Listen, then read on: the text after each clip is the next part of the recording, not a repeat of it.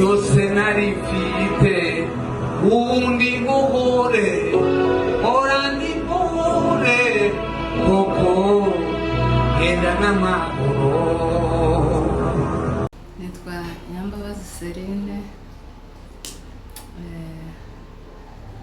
ndi umudamu wa Rutoneshagayo. Ibintu namwibukiragaho cyane, ikintu cya mbere yagiraga guca bugufi kudasanzwe. Icyo ni ikintu ndashobora kwibagirwa mu buzima bwanjye. Niyo nicaye ndahora nibuka, ngahora ngitekereza cyane. Yaduciraga bugufi mu buryo bwose, n'abana ugasanga aganira n'abana tumenye karisi, ugasanga habe n'ubwo ukora ikintu n'umwana amubwira ngo gutya, ukumva yumvishije umwana cyane kaho atari se, nkaho atari umubyeyi we, akamwumva cyane. Yageze acira abana bugufi cyane, akaducira bugufi cyane mu rugo. Ikindi congeyeho, yagiraga urukundo rwinshi cyane. Yakundaga umuntu uwo ari we wese, ari gutangirira mu muryango, abafamiye, mu gihugu, mu turere. Yagiraga urukundo rwinshi. Nta muntu n'umwe wokumva avuze nabi, nta muntu n'umwe wosanze avuze ngo ntamwiyumvamo. Umuntu wese yumvaga ko ari uwe, akamwiyumvamo. Sinzi ko ntushobora kubivuga buke, ariko yagiraga urukundo rudasanzwe. Ikintu congeyeho, yakundaga gusenga cyane ibihe bye byose. Yari umunyamasengesho cyane.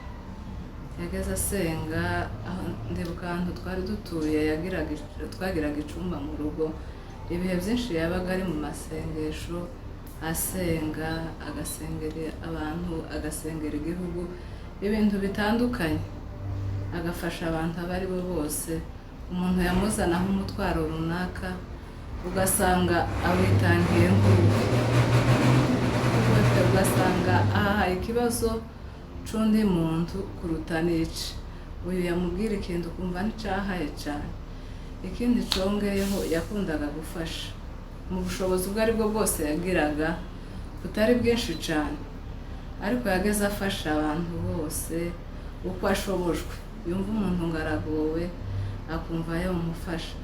Ni kenshi yagiye ambwira, yaba afite nk'amafaranga rimwe na rimwe namubwira ngo yampa, akambwira ati hariho umuntu ufite ikibazo kiruta icacu, kandi ubwo ntabwo nkabije kugira ngo abantu bavyumve. Akambwira ati reka tubanze dukemurire runaka ikibazo, afite ikibazo kiruta icacu tuzaba tugikemura. Ni kenshi byagiye biba cyane, yagiye abimbwira gutya. Ni byinshi twabivuga tubirangize, twahinira aho ngaho ndatekereza. Nitwa Kabuye Esther, ndi imfura ya Kabuye Rutoneshagayo. Icyo nibuka kuri papa cyane, cya mbere ni uko yadukundaga cyane mu rugo, abana be bose. Ikindi ni uko yatwigishaga gusenga.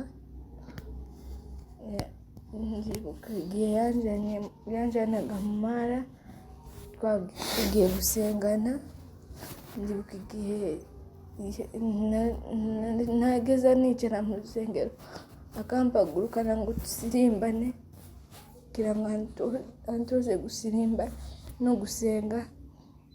Ndibuka yaragira icyumba cy'amasengesho, agahora asenga.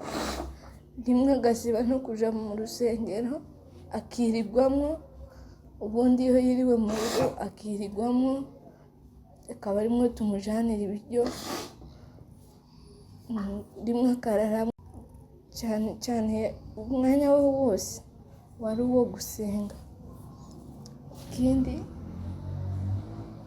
nyine ni urukundo no gusenga, nibwo bwari ubuzima bwe. Ibyo mwibukaho. Ikindi yagiraga inshuti nyinshi, bakaza bagasengana mu rugo. N'abaturanyi bageze bavuga ngo turadutarama cyane, ngo bakamwita ngo pasita kubera ko twageze dusenga cyane.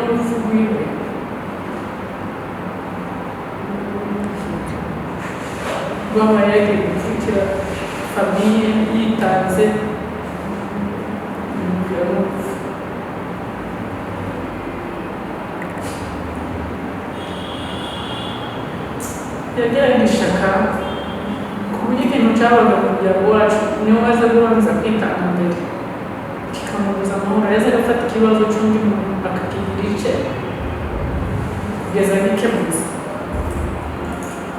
Ikindi cya kabiri ndibukiraho kabiri, yigeze kumuhamagara ndi ku kazi arambwira ngo aranzanira umugisha. Nta kibazo numva baravuganaga kugira ngo nta n'ikindi kintu anzaniye ngo nite ngo baranzanira umugisha. Ndataha nimugoroba nsanga yazanye abashyitsi 35 mu nzu. Nambwira ngo uyu ni umugisha mwiza. Yakundaga gukorera Imana ku buryo yasaga ashaka ngo n'abavandimwe biwe babikore. Niyo anyigishije gukorera Imana. Arambwira ngo nzanye abashyitsi uteke ibiryo bishyire mu nzu niwo mugisha nkuzaniye. Icyo gihe bari bavuye mu Bugande baje hano kuvuga ubutumwa. Ndateka bagaruka bakaryama hasi ku makaro. Arambwira ngo uyu ni umugisha gusigiye mu buzima bwawe, ntuzigere utekereza kugaburira. Ntabwo tuzamwibagirwa kuko tubona umutima. Mwaramutseho, baje gusura za nshuti n'abavandimwe.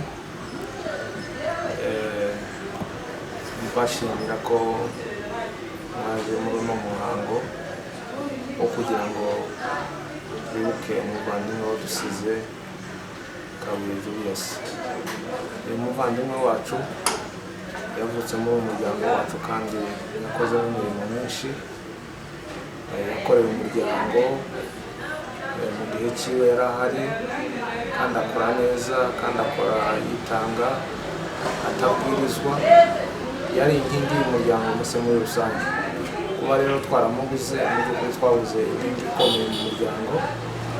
Ni nayo mpamvu twaje hano kuri uyu munsi kugira ngo dufatanye n'abandi kumwibuka.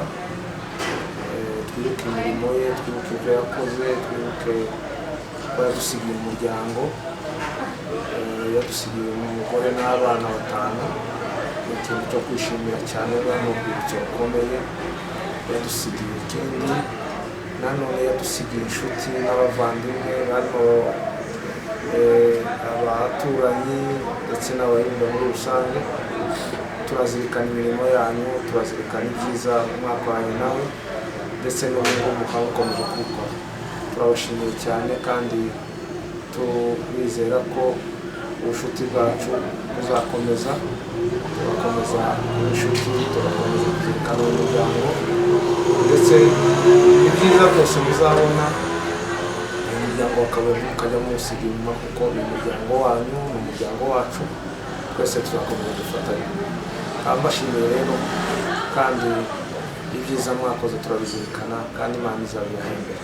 Murakoze cyane. Muraho bavandimwe muri Kristo Yesu. Tugiye gutanga ubuhamya bwa Perezida Kabuye Rutonesha, perezida w'abayumbe mu Bugande. Murabizi neza kuko umuntu ni munini kandi ubuzima bw'umuntu ni burebure, ntabo buvuga umuntu ngo bamuhetse, ariko byibuza bitewe n'ikoranabuhanga kugira ngo dusangire nibura hirya no hino abantu kumenya uwo tuvuga uwo ari we, kuko cyane turi mu munsi wiwe twakwita ko ari uwa nyuma wo gukurikira iyo, naho kumwibukaho tuzahora tumwibuka kandi tumwibuka neza kuko yakoze imirimo myiza.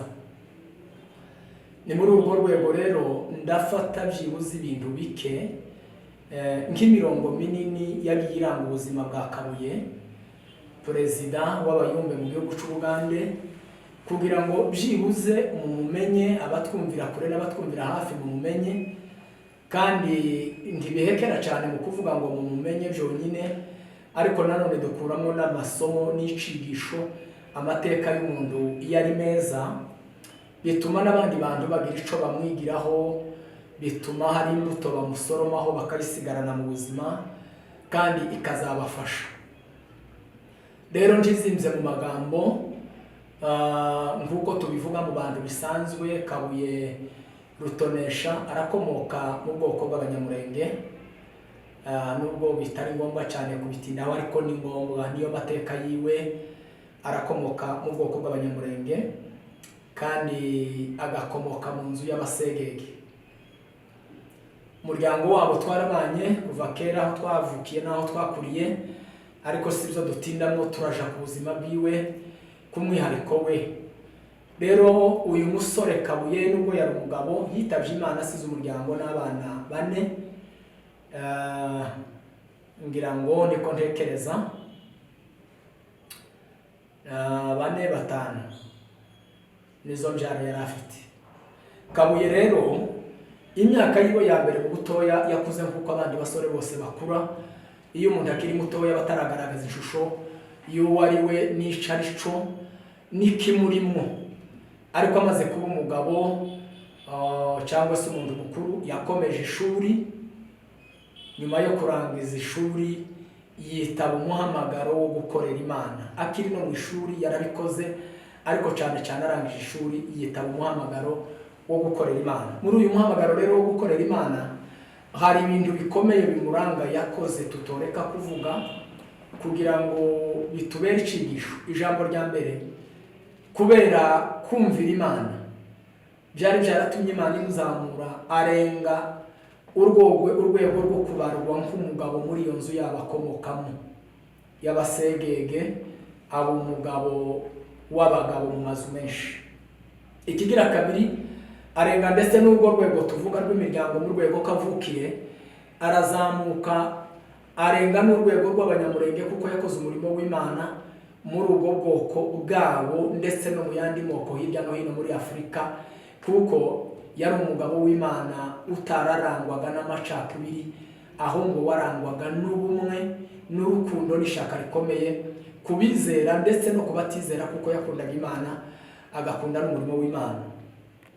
Rero bene data, bimwe mu zo twamusigayeho tuba dushaka kubwira abantu, yari umugabo utagira ubute, cyangwa se ubunebwe cyangwa se intege nkeya zo kwitabira umurimo w'Imana, kuko yazaga yitanga akava aho atuye, yarasigaye atuye i Kampala, akavuga ubutumwa mu Rwanda, agatambuka akavuga ubutumwa mu Burundi, agatambuka akavuga ubutumwa muri Kongo, muri Sud Kivu, ndetse ho yagiye haje kenshi atumwe n'Imana mu rwego rwo gukora amasengesho mu bantu, mu butayu ndetse no ku misozi itandukanye. Cyo ni ikintu cyamuranze cyane, ndetse twe tubara ko yagikoraga buri mwaka uko ici byabaga imvura imaze kugabanuka, yazaga agenda akaja gukora umurimo wo gusengera abantu n'ibihugu. Ijambo rigira kabiri ryamuranze, yaranzwe no guca bugufi. Yari umugabo uca bugufi cyane cyane kandi uzi kubana n'abantu, mu buryo kuri ubu iyo tumutekereje muri bimwe tumuvugaho tuza tuvuga ngo nta muntu Kabuye yonaniranywe kubana nawe. Yaba ari umuntu wihuta, yaba uwitonze, yaba uwize, yaba utarize, Kabuye yari yarangwa no kumenya kubana n'abantu bose.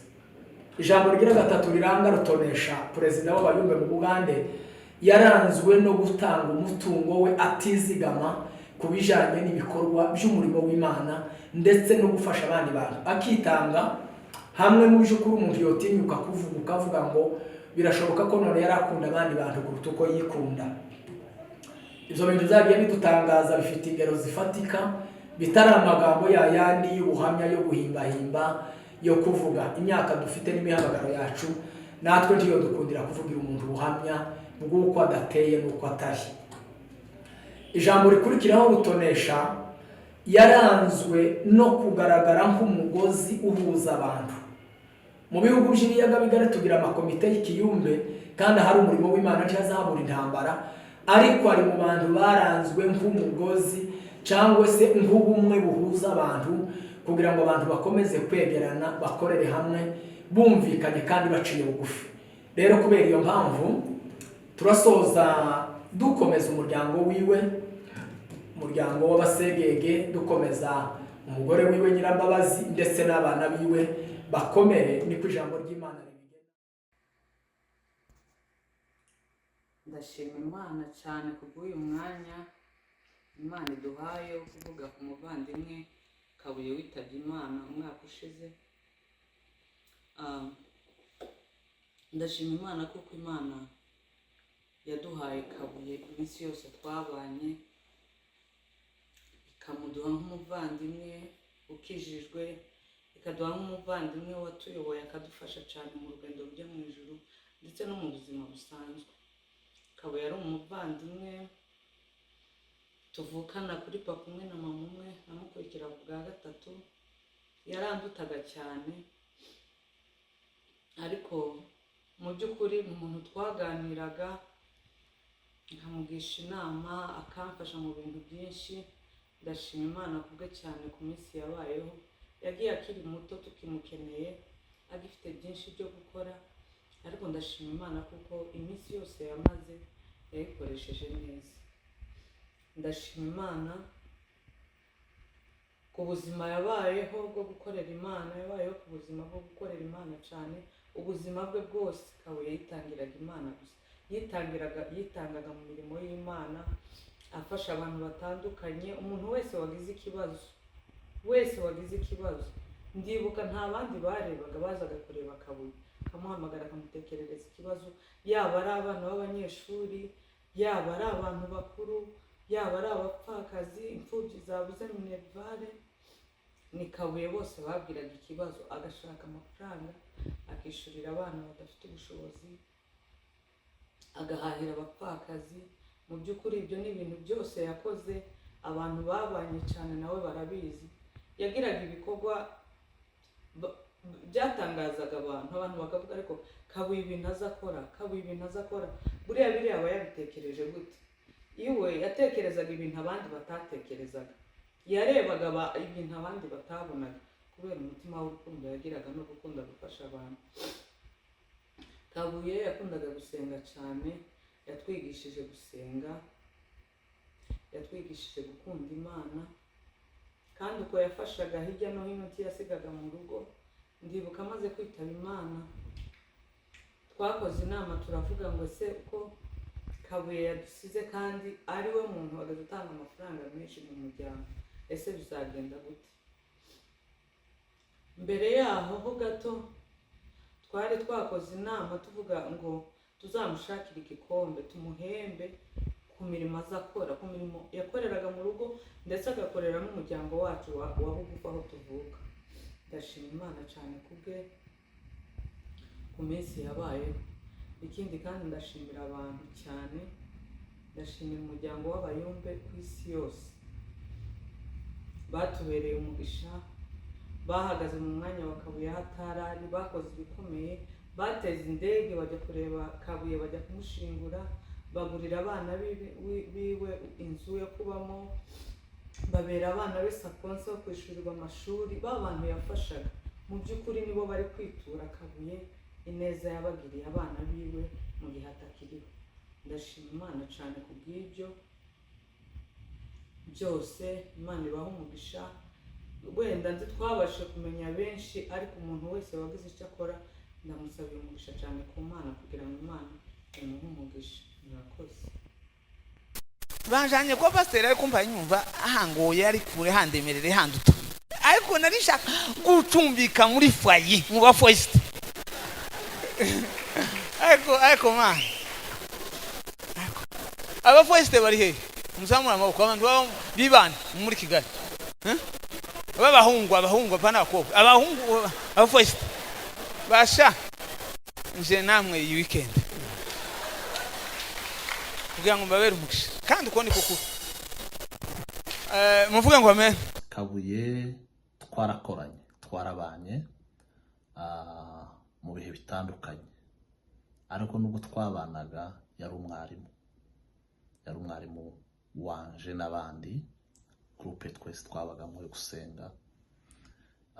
Yatwigishije gusenga, atwigisha kuva mu bantu tukaja mu misozi gushaka Imana, akatubwira ko ariko tuzoba abagabo, kandi narabibonye ndi umuhamya wabyo.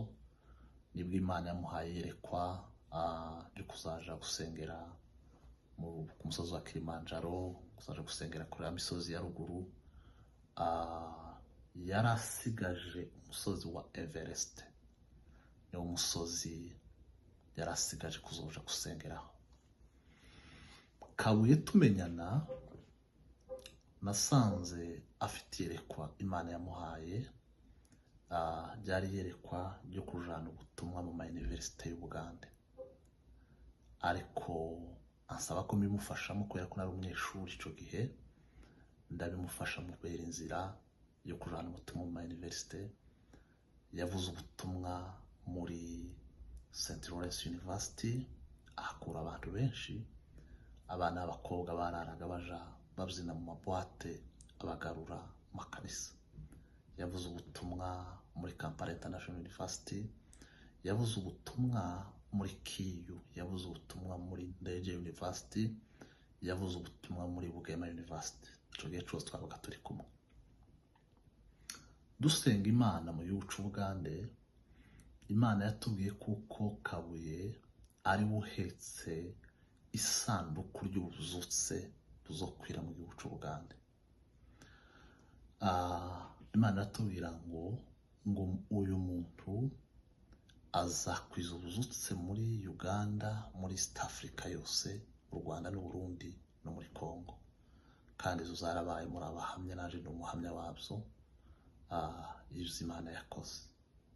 Nzanibuka umunsi umwe twari turi muri Methodiste, hari ku Cyumweru, hanyuma arambwira ngo Karuzi, ngo Imana irambwiye ngo tuje muri bathroom, muri toilet yo kuri Methodiste, ngo dusengeremo, ngo dupfukame dusenge. Turasohoka twembi tuja muri bathroom yaho ngo tuhagere. Yari bathroom yari icafuye, yari yanduye, yari imeze nabi. Ngo tugeremo twembi, arambwira ngo pfukama hariya, ngo naje pfukama. Ndeba imyanda irimwo, mbura aho gupfukama. Ndabwira ngo Kabuye birananiye. iwe arapfukama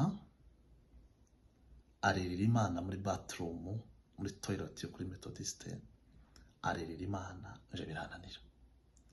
Turasohoka, tumaze gusohoka kubera ukuntu yari yanduye, arabanza aje gushaka imyenda, arahindura, agaruka mu kanisa. Mwene data Kabuye agiye nta deni ririmo ry'abantu bataramanye. Twabanye nawe tutarubaka twese tukiri abajene, ariko agiye turi abagabo, yaradushingiye twese, turi abagabo dufite abana, yaradushingiye. Nta muyumbe wegereye Kabuye agiye adashingiye. Twese turi abagabo by'ukuri. Kabuye yansezeye mu 2014 nibwo yansezeye.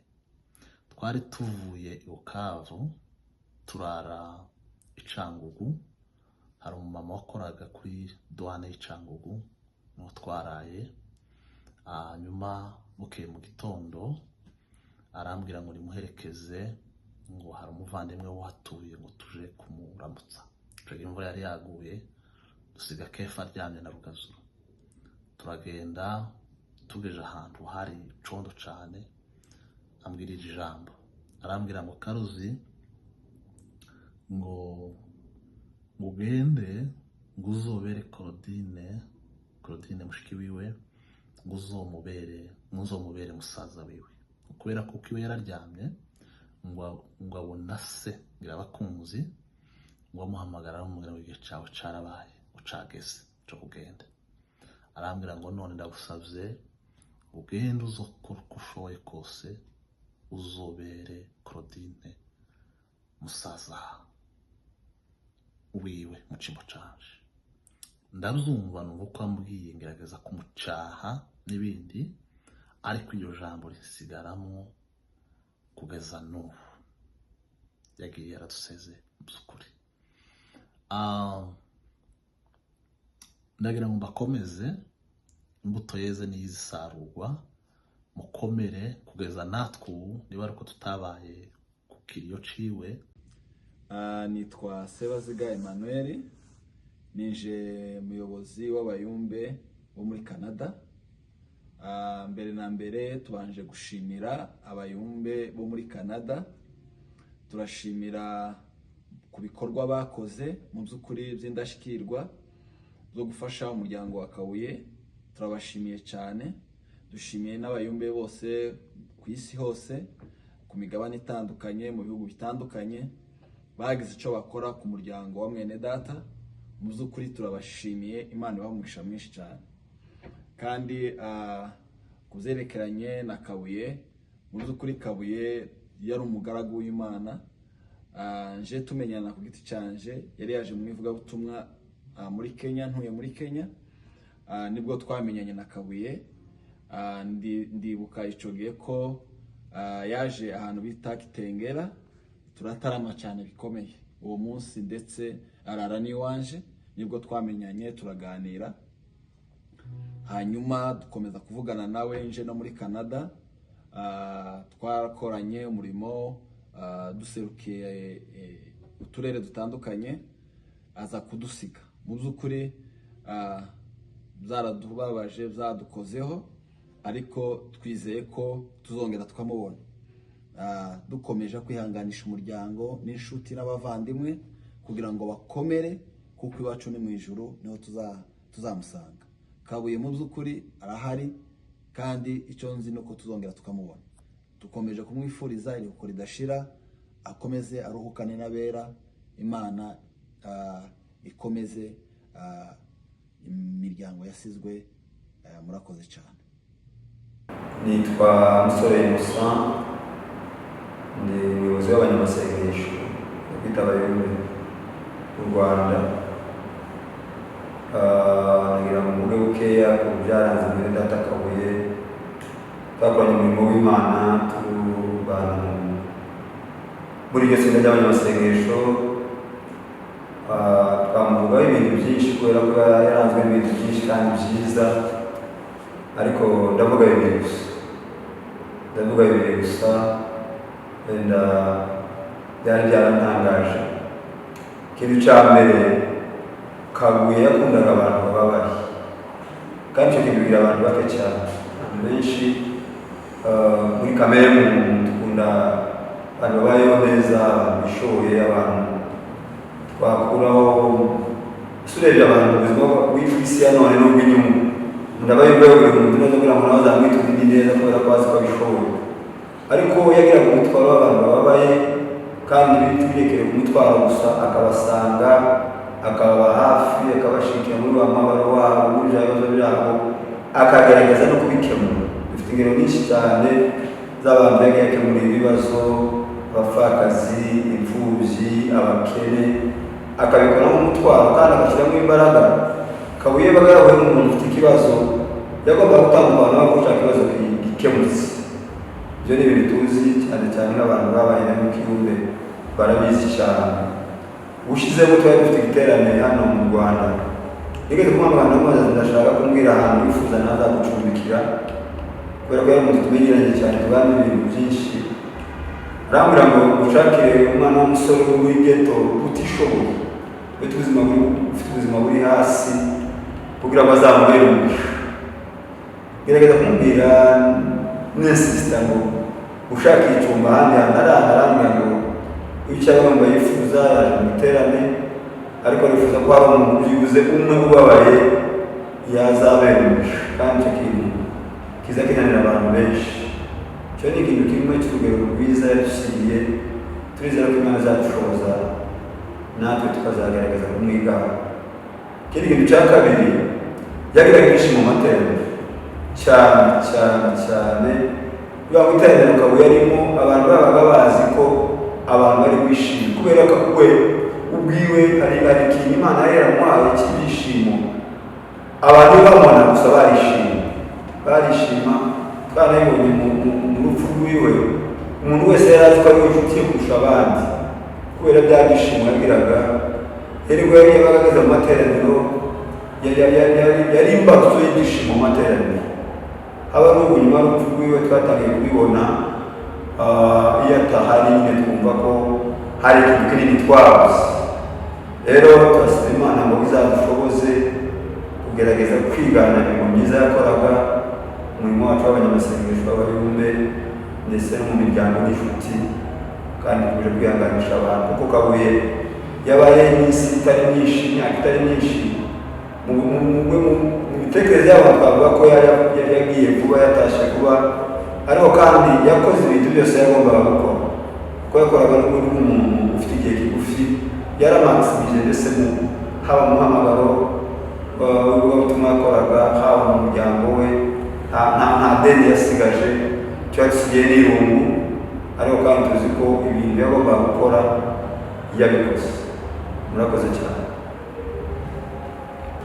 Kuvuga Kabuye biragoye, inshuti ze twabanye hafi, twakoranye umurimo w'Imana, by'ukuri twabanaga mu bitekerezo, gushaka no gutanga ukuntu yari ateye, twese bagaragara muri mu banki, ariko twagiye tubirana ibintu byinshi. Ariko ngenda avugamo ibintu bitatu muziho kurusha ibindi.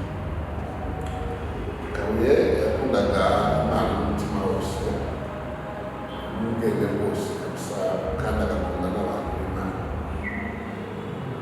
Icya kabiri, Kabuye yakundaga ubwoko bw'abanyamurenge, akabusengera. Twabiganiraga kenshi, atubwira ibibazo, twabiganiraga, kandi ati wowe ikintu kimwe turuje nuko yaramwe Imana yari yaramuhaye misiyo ku banyamurenge, cyane cyane n'urubyiruko, wigeze gupanga ajya kubasengera mu Rurenge. Hanyuma ambwiriye yagize ko yabonye ibintu binanutse cyane, aravuga ati urubyiruko rw'abanyamurenge nuko rumeze, uhawe misiyo yo kurusengera, kandi mbere rwose intambara zitaraba, intambara muzibe, urubyiruko muzi ko arirwo rwagize uruhare mu bibazo nubwo bitarakemuka, ariko ruzira ko tumeze rwose binyuze muri iryo yerekwa ryiwe, kandi byaba umutwaro ukomeye. Icyo kintu ntakimwubahiraga kandi tuba tukiziranye. Icya gatatu,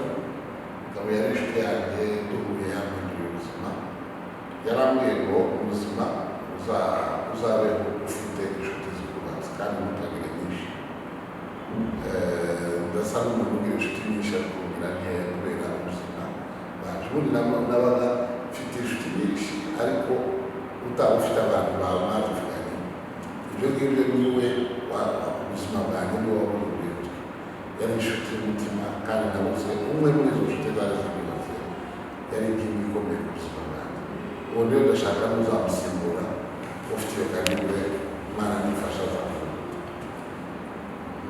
Icya gatatu Kabuye yakundaga, icya kane Kabuye yakundaga inyungu rusange. Ntabwo mu buzima bwe yigeze abaho inyungu ze bwite ntabwo yazitagaho. Ibyo ubuzima bwiwe yari agendeye ku nyungu rusange. Iyo zakemukaga ibindi byose yagaragaza ngo nta kibazo birakemuka. Inyungu ze kandi n'umuntu mubi yagaye ku buzima bwe yari umuntu ukunda indamu n'inyungu bwite zikabije zikaba zarenga inyungu rusange.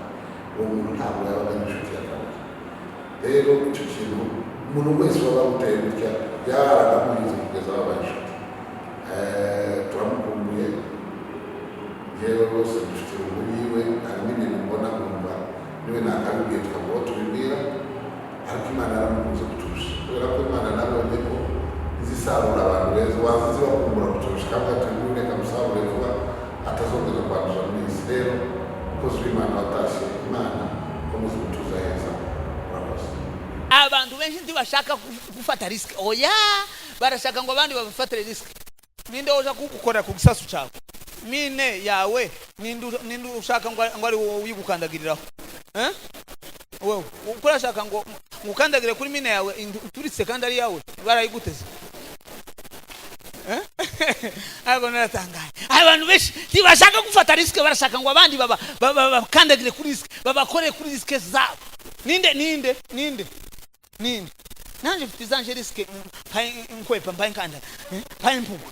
None urashaka ngo ari nje gukandagira kuri risk zawe zindurikane n'izanje singo ubutayi bugira risk. Fata risk zawe uce mu butayi bwawe wikorere ugende uvunike uribwe n'inzara ugogwe kugeza igihe uzaburuke. Kuri kuba kwikabuye iminota mikeya kaho nta kintu utabakoze ko kandi bakubwira nka bitatu by'ingenzi kubwira ko ni mu bantu basezeranye nawe bwa nyuma basezeranye umunsi wa gatanu haba ku wa mbere wari witaba Imana yamuhamagaye tuje kuganira kandi shike tuganira ibintu bisanzwe ariko byinshi bamaranye hafi nk'amasaha 2 ko nyine tuganira ibintu uburyo twari dusanzwe nyine tuganira. Noneho hari ibintu nka 3 byo kuvuga. Kabuye yitaga ku nyungu usanga kuko yitaga ku nyungu ziwe.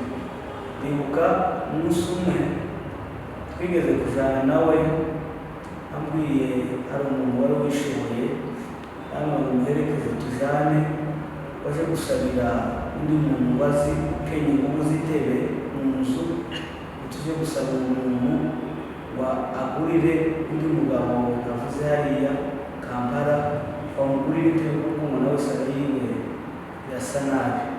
Ikindi kintu cya kabiri yakoze hari umudamu w'inshuti ye wishoboye ugeze kumubwira ngo amuheze umwana we azamwigisha ishuri.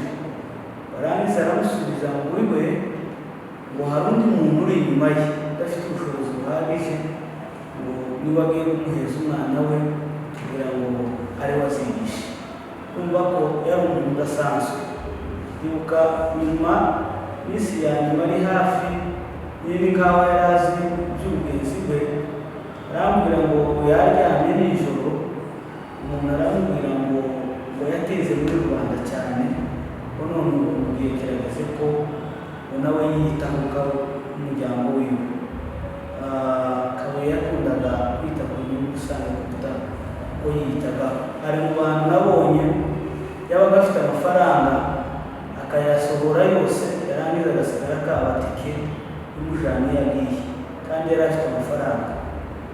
Ikindi kintu cya kabiri yabanye n'abantu neza by'ukuri imyaka nzi bamenyanye nawe nta muntu n'umwe nzi kugaragaza cyangwa ngo umuntu avuge ngo Kabuye ngo ubu ni umwanzi we, n'uwabikoraga uwo bivugira hirya byari ku nyungu ze, ariko Kabuye ari mu bagabo bamirije hano kuko yari azi kubana n'abantu neza.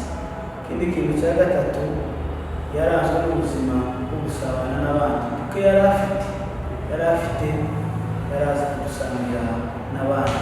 Hari n'ibyo yasohoraga mu rugo rwe nzi yasanze ahandi hantu n'umuntu agikenye, akaza mu rugo rwiwe akarengeza ikintu akakimushinga. Cya gatatu cya kane, yakundaga gusenga n'ubwoko. Nibuka ibibazo ubwoko bwagiye bunyuramo bwacu, iyo habaga akumva nk'amakuru yabaye k'iwacu mu gihugu, ntiyajyaga akinjira mu cyumba akarara asenga, akavuga amamagara akamwambaza amahoro, ndahamenya icyamubayeho. Kubera iki? Kubera ishaka n'ukuntu yumvaga yita ku bwoko. Kabuye yansigiye umuntu ukomeye cyane, inshuti magara. Imana rero muri ubu buryo budashira wifurije umugisha w'abera. Urakoze cyane.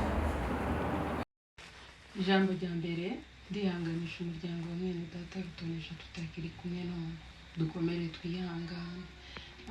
Hari ikintu yagaze akunda kumbwira, yagaze ambwira ngo dada we, kubera ko yari yarabaye umusaza wanje, akambwira ngo dada we tuzakunda Imana n'umutima wacu wose, ngo n'ubwenge bwacu bwose. Iryo jambo yararinsigiye kabisa. Ikindi yagaze akunda kumbwira, yagaze ambwira ngo ituro ry'umuntu ngo rizarivugira umuntu ku Mana, ngo rizarije imbere y'Imana, ngo rikamuvugira. Icyo kintu kimwibukiraho, kandi mu by'ukuri Rutonesha yari atandukanye n'abandi bantu b'iki gihe bose umuntu ashobora kubona kuri iyi si. Rero Imana ikomeze mu iruhuko ridashira. Muraho neza, Yesu ashimwe cyane. Ndabasuhuje mwese bene data muri Kristo Yesu.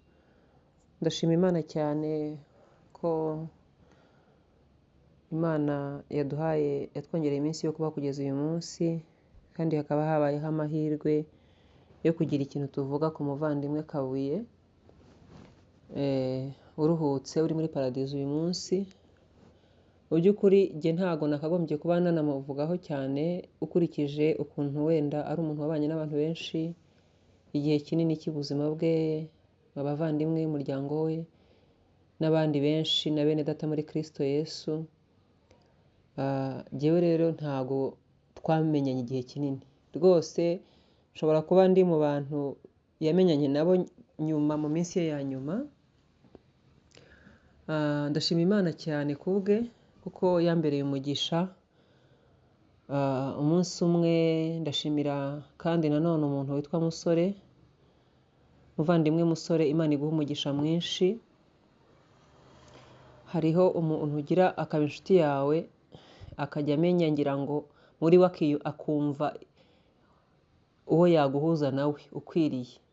Musore ni umuvandimwe Imana yampaye, hashize imyaka itari myinshi cyane tuziranye, ariko mu by'ukuri njya kumva ngo barambwiye ngo hari umuntu ushaka ko mumenyana, hari umuntu ushaka ko akubona, gutyo. Rero yambereye umuvandimwe mwiza cyane Musore. Imana iguha umugisha. Ndagushimira cyane cyane kuba waragize uruhare mu kugira ngo menyane na Kabuye. Ndashima Imana ko atahise ngo arangize urugendo rwe mu isi tutamenyanye. Uriya ni umuntu wese yakwifuza kumenyana nawe. Rero nanjye mu Imana yahisemo guha ku mugisha yari yaramuhaye rwose mu minsi ye ya nyuma nari ndimo. Ndashimira Imana yankoreye ibintu bikomeye cyane rwose kugira ngo mpure na Kabuye. Kabuye twaramenyanye, twarahuye duhujwe na Musore. Kabuye yaransuye iwanjye mu rugo, twamaranye amasaha menshi, hafi umunsi wose. Twagize umugisha muri uwo munsi, twaganiriye nk'aho tumaze imyaka myinshi tuziranye, twatangiriye hasi tugeza hejuru, turanezerwa, tugira ibihe byiza mu mwuka. Ntago nzibagirwa uwo munsi. Hari igihe uhura n'umuntu nyine mugahura mukamenyana, bikaba birarangiye, agahita nawe ugahita, ukumva biranashize. Hakaba n'igihe umuntu aca mu buzima bwawe ariko akahasiga trace.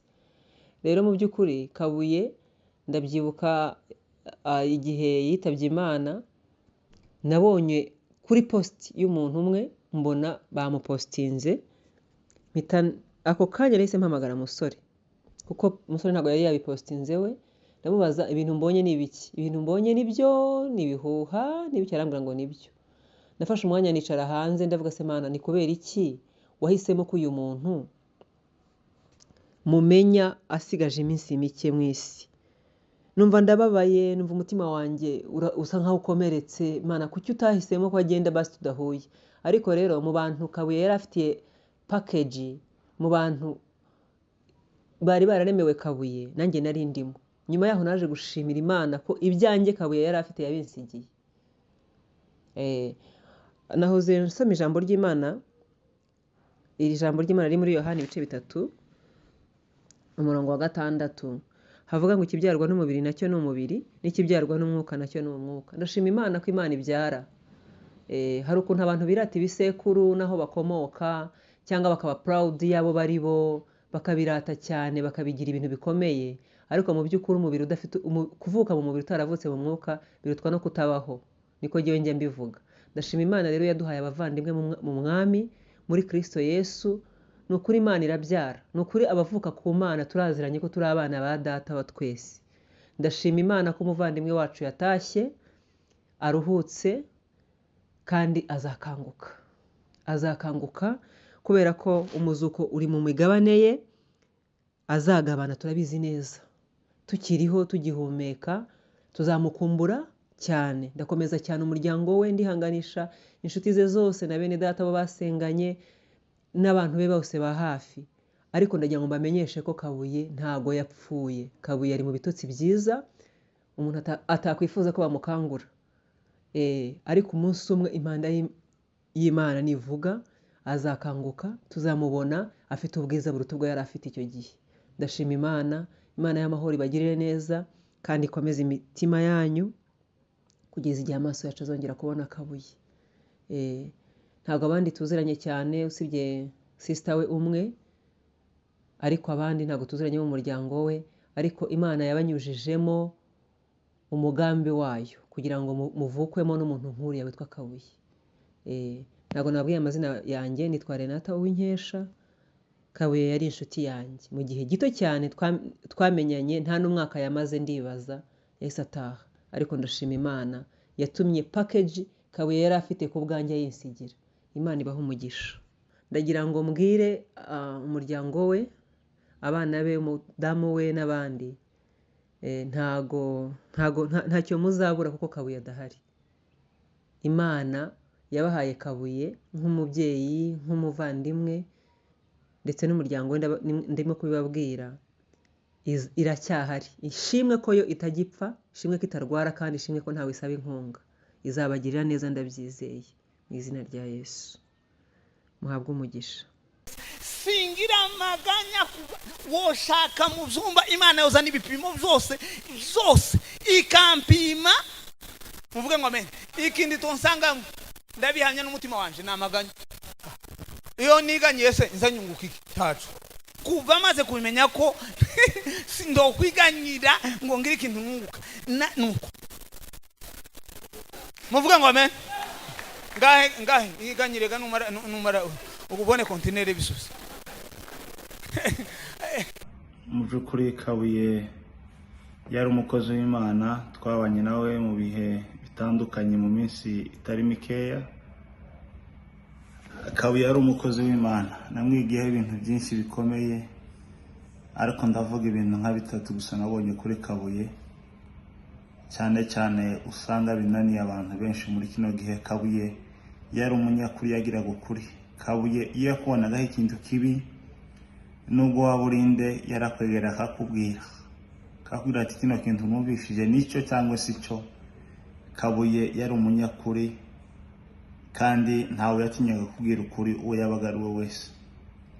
Ikindi kintu cyantangaje nabonanye Kabuye, hari umunsi twari mu gitaramo yayoboye, haza umushitsi kandi uwo mushitsi yari umuvugabutumwa, ariko Kabuye yayoboye aravuga ngo ntabwo yamuheza agatoti kubera kuko atamuzi. ngo nubwo yaba ari umukristo cyangwa yaba ari umupasiteri ngo ariko we ntabwo amuzi n'ubwa mbere amubonye arabaho ntabwo yamuheza agatuti. Abantu bose basa n'abatangaye, ariko Kabuye yari umuntu w'umunyakuri kandi ukunda ibintu by'Imana kuko bikorwa neza nk'uko bikwiriye. Ikindi kintu Kabuye yagiraga namusanganye kirenze urugero, yagiraga kwizera, nta kintu yabonaga ko kitashoboka nk'ukwizera. Yagiraga kwizera kurenza abandi bantu, agakunda no gukorera Imana mu kwitanga mu buryo butangaje.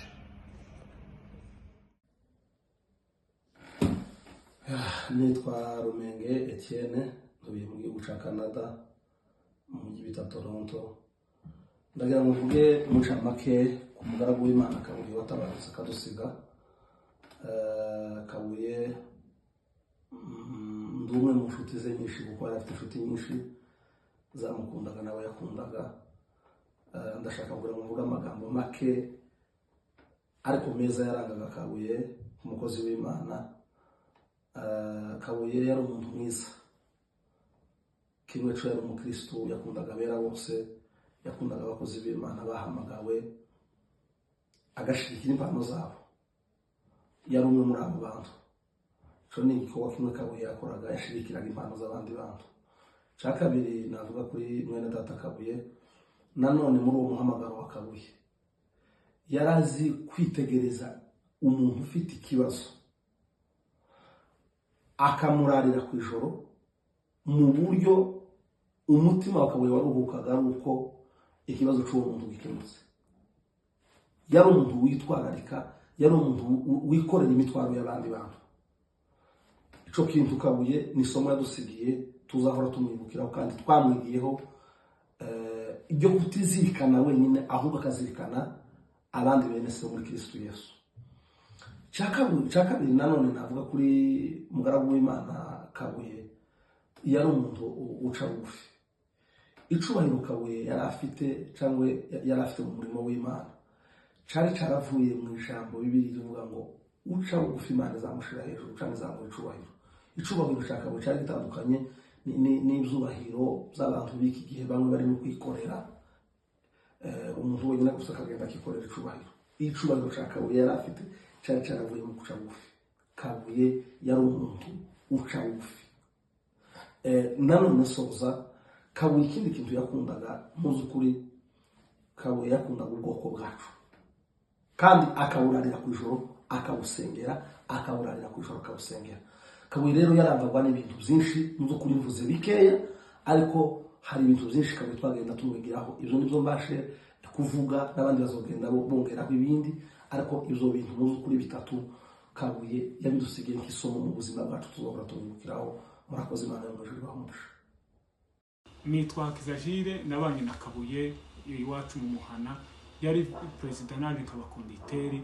Umunsi umwe ndibuka ko twagiye gusenga, turasenga, turangije ati reka tuganire. Dufata umwanya wo kuganira, arambwira ati nimba hari ikintu kiza kimara umukristo imbaraga n'amavuta no gusambana, arambwira ati twirinde gusambana. Kabuye twafatanye gahunda yo gusenga, kwiyiriza ku cyumweru uko twinjiraga amateraniro. Kabuye ubwo twavuganaga bwa nyuma yambwiye ko akibikora kugeza ku munota wa nyuma. Kabuye yabanye n'abantu bose neza aho yabaye, nta muntu wigeze agirana na Kabuye ikibazo. Kabuye ni munini, twavuga ngo tumurangize tumusabire uko bidashira. Mugire amahoro bavandimwe, ndabashuhuje aho muherereye ku isi. Ubu rero dufashe umwanya muto kugira ngo tuvuge ku buhamya bwa mwene data Kabuye, kumwe twakoraniye mu kuyobora abanyamasengesho mu bihugu bitandukanye. Nje uvuga nitwa Rwandera John, tuye Nairobi. Nje uyoboye abanyamasengesho muri iki gihugu, ubwoko bwacu. Hanyuma umuvandimwe ndi kuvugaho nawe yari ahagarariye abanyamasengesho mu gihugu cy'Ubugande. Umuntu ni mugari kugira ngo tube twavuga ubuhamya bwe ni bunini, ariko ndavuga bike muzo muziho cyangwa se nari muziho. Kabuye yari umunyamasengesho, buri iryo zina rihuriweho na benshi, ariko hari ababikora neza. Ari mu bantu basengaga. Kabuye yafataga ibihe byo gusenga kubw'impamvu zitandukanye, ari iz'abantu, afite umwanya wo gusengera abantu cyane, afite ubuhamya bwinshi bw'abantu bagiye babutanga, muzagenda mububona. Ikindi cya kabiri, Kabuye yagiraga ibihe byo gusengera ubwoko n'igihugu. Uwo mutwaro yari awugira muri we inshuro nyinshi. Hari zimwe yagiye agera hano akaja ahantu basengera mu mabuye n'ahandi mu butayu, ambwira ko icyo agiye gusengera cyangwa se umutwaro ari ubwoko bwacyo. Icyo yaragikoze k'umunyamasengesho.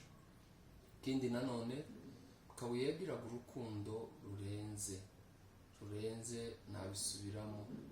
Kabuye yagiraga gukunda abantu cyane, yarabigaragazaga. Icyo ni ikintu cyamuranze kandi kiri muri bimwe bigomba kuranga abanyamasengesho. Cya kabiri, rwa rukundo nanone, yagiraga ubuntu.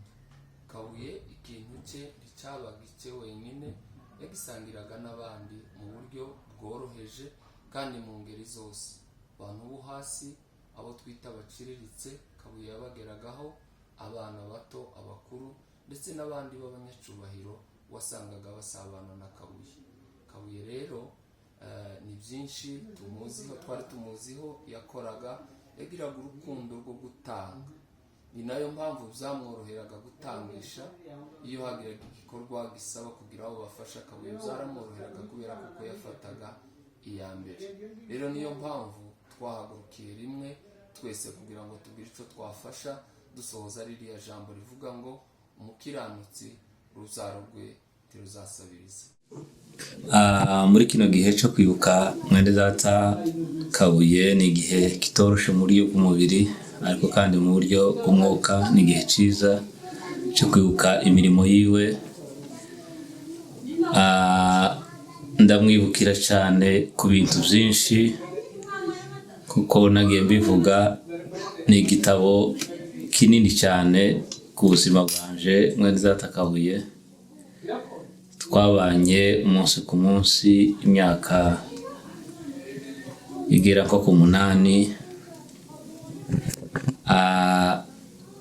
Yari umuntu ugira kwizera gukomeye cyane. Singenda avuga amadetayi, ndagenda avugaho gake gake, ariko ndamwibukira mu kwizera yagiraga. Yarambwiraga ngo yoreba ngo igikuta ngo kikavamo ifaranga kubera kwizera, kandi yagiye abikora mu ngendo nyinshi twagiye dukora zivuga ubutumwa n'ibikorwa byinshi by'abayumbe i Bugande. Yaragira kwizera kurenze urugero rw'abandi bantu bose n'abanye nabo. Icya kabiri, Kabuye yagiraga guca bugufi. Yari umuntu uzi guca bugufi birenze. Umuntu wese yabanaga nawe mu rwego rwiwe, ariko cyane cyane abantu baciye bugufi baciriritse nibo zari inshuti za Kabuye, nibo bantu yabanaga nawe, yegeraga cyane. Yakundaga kwishyira hejuru mu buzima bwiwe bwose. Ijambo rya gatatu, Kabuye yari umunyamasengesho. Muri kino gihe abantu biyitirira amasengesho cyangwa bakayakunda, ariko kuyakora akorwa n'abakeya. Ariko Kabuye yari umunyamasengesho wo ku rwego rwo hejuru. Ibyo sinjewe bivuga jenyine, murabizi imisozi yasengeyeho. Iyo yumviraga ahantu ho gusengerwa ntiyashirwaga ari uko hageze, kandi atagiye mu kigare cy'abantu benshi wenyine. Yafata ingendo wenyine akagenda akaja gusenga igihe kinini. Yari umuntu usenga, yari mu buzima bwo gusenga. Icya kane nibukira kuri Kabuye, yari umuntu uzi kwakira abashitsi neza mu buryo bwose bushoboka. Twari tubayeho mu buzima butari bwiza cyane mu buryo busanzwe bw'imibereho, ariko Kabuye yakoraga uburyo bwose abashitsi akabitaho mu rwego rukomeye. Hari abantu benshi yagiye azana b'abayumbe bakura i Burundi n'ahandi, akabacumbikira kugeza bageze mu mazu yabo. Abavugabutumwa ntiyakundaga yuko umuvugabutumwa yogenda byibuze ataraye mu buyiwe cyangwa niyo yoja n'ahandi. Kabuye yakundaga kuba ari kumwe n'umushitsi, nubwo yocumbika ahandi Kabuye nawe yaraza bagacumbika. Ibyo ndabyibuka rwose. Maze gukora ubukwe Kabuye yagiraga ibyumweru 2-3 mu wanje kubera abashitsi bakabana kugeza bagiye akabona gusubira iwiwe. Hari n'ubundi buhamya nzi kuva mu mizinga. Hari inka yari yaragize ayitirira abashitsi ngo ni inkamira abashitsi igateka ari abashitsi. Ibyo ni ibintu abanyamizinga bazi mwibukiraho cyane. Ikindi kintu Kabuye yakundaga gufasha abantu bose. Kabuye yakabaga ifaranga cyangwa agasaba ifaranga atari izo gusabira abana biwe n'umugore wiwe, ari izo kugira ngo afashe abandi bantu baba bafite ibibazo bitandukanye. Kubera umwanya mutoya nta kuvuga ingero, ariko zirahari zifatika. Ibi tuvuga ntabwo ari amakuru y'imbarirano, ni ibintu twabanyemo nawe kandi tumwibukira kandi tumwigiraho cyane. Ikindi Kabuye yari umuntu ku bintu zo gutanga, yari uwa mbere. Icya 10 Kabuye abari bamuzi babanye nawe yatwaraga amawahasha mu mufuko, akavuga ati nta wamenya aho yahurira n'amafaranga. Yabona amafaranga hagiye hose akamakuriraho icya 10 akagishyira muri envelope kugira ngo atagikoresha nabi. Icyo ni ikintu mu buzima bwiwe yakoraga. Kabuye yapfuye tukimukeneye, n'ubu turamwibuka kandi hari ibintu byinshi kuva apfuye uyu mwaka ushize. Hari ibintu byinshi novuga yuko nagiye mwigiraho ubu nyine mpankora. Wenda twazabivuga mu kindi gihe, ariko ubu nyine kuko umwanya ari mutoya. Izo nizo nagize ngo mbasangize mu kwibuka Kabuye, kandi nk'umuntu babanye atari amakuru y'imbarirano.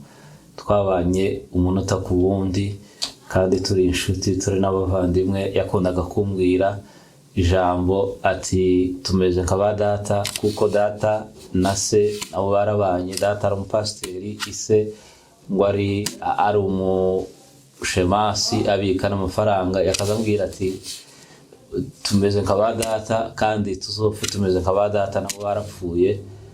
Papa waje na papa wiwe ko twaraturanaga, bwari ubucuti kuva kuri ba data nyine. Yahoraga bimbwira cyane, no kuvuga n'umuntu nzi.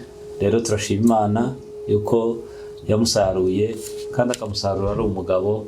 Icyo yari yariyemeje akigikomeje. Imana ibaheze umugisha kubwo kumwibuka.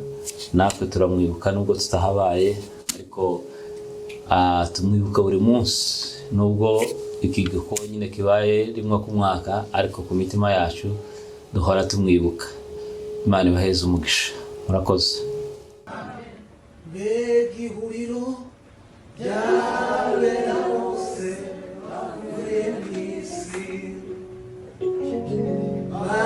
banesheje isi na Satani ndetse n'umubiri. Zazamura ibendera wari umwana w'Imana. Mbega ibyishimo n'umunezero